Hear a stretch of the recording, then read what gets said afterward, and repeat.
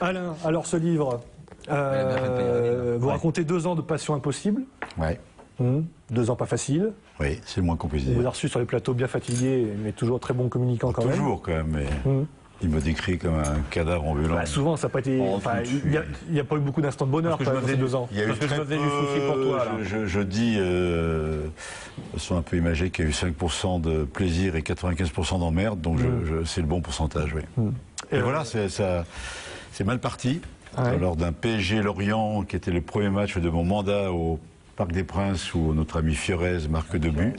Et après, on a eu beaucoup de mal. Tout s'est enchaîné. Avec beaucoup d'événements extrasportifs qui ont été dramatiques, quand même, qui étaient, voilà, qui sont d'un autre niveau, qui font que, voilà, on a eu du mal à s'en remettre. Et j'ai pensé, moi, à la fin de la première année, j'ai pensé qu'on était guéri. C'est une erreur que j'ai faite de jugement.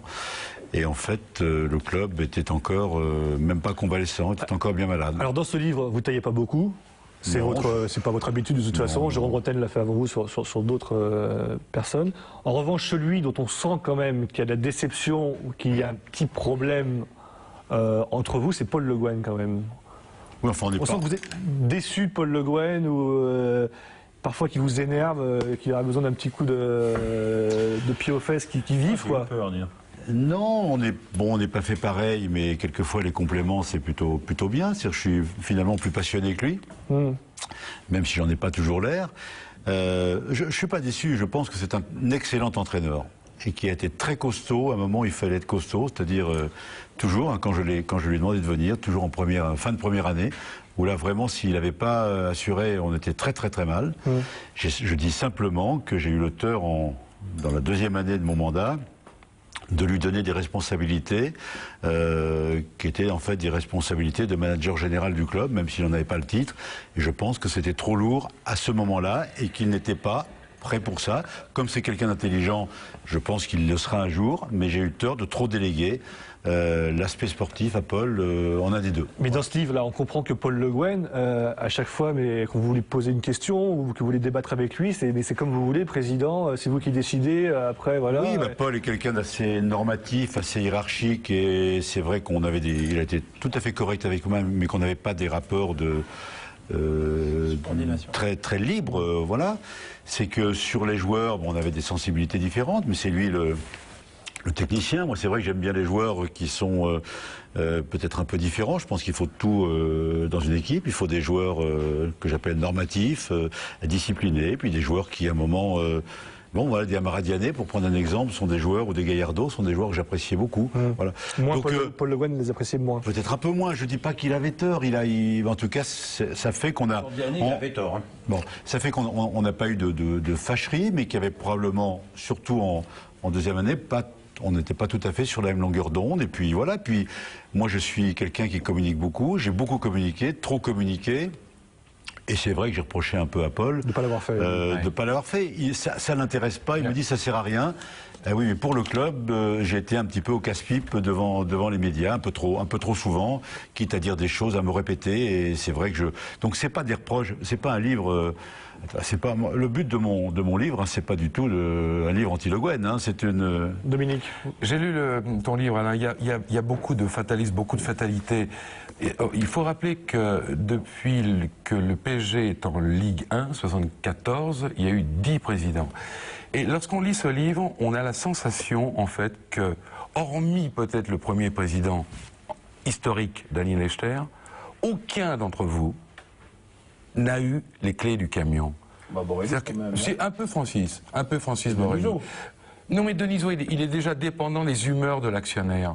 Et toi, j'ai vraiment la sensation que tu es totalement dépendant. Puisque c'est Butler qui te fait partir, déjà. Ouais, enfin non, il ne m'a pas fait partir. La preuve, c'est que je suis resté, mais enfin, il m'a peut-être pas facilité toute la tâche, qu'il avait des points de vue très différents sur la gestion du club, différents du mien, en tout cas. Non, ce que je pense quand même que le bon modèle est un président actionnaire. Ça, c'est vrai, et là, je te rejoins complètement.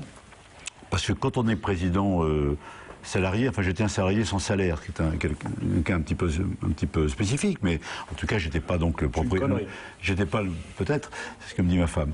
J'étais pas le propriétaire du club, et c'est vrai que quand c'est pas ton propre pognon, soit tu es un petit peu timoré, je vais quand même pas dépenser l'argent qui n'est pas le mien, soit tu t'en fous, ce qui est pas vraiment mon tempérament. Donc on n'a pas forcément une attitude de chef d'entreprise qui gère son affaire et qui risque son propre pognon tous les jours. Donc voilà, mais je le savais. Hein. Depuis que Colony Capital est propriétaire de ce club, sur la table, sur le marché des transferts, en argent frais injecté, ils ont mis combien ? Ils ont mis pas mal d'argent dans la mesure. Non, mais combien le calcul, c'est pas ça. C'est que le club est un club qui perd de l'argent. Alors, par contre, c'est un club qui n'est pas endetté. Quand j'ai lu aujourd'hui dans je sais pas quel très bon journal que dans l'équipe, je crois que Liverpool avait 450 millions de dettes. Le PSG, quand même, est un club qui est sain.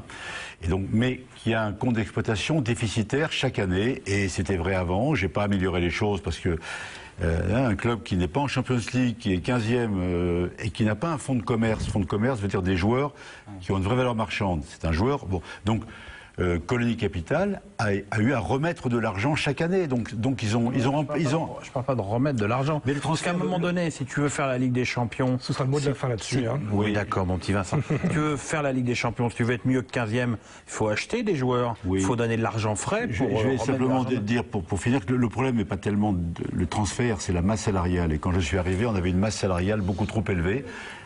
Ça a été allégé cette année, ce qui a permis de recruter des Makelele et des Ludovic Julie.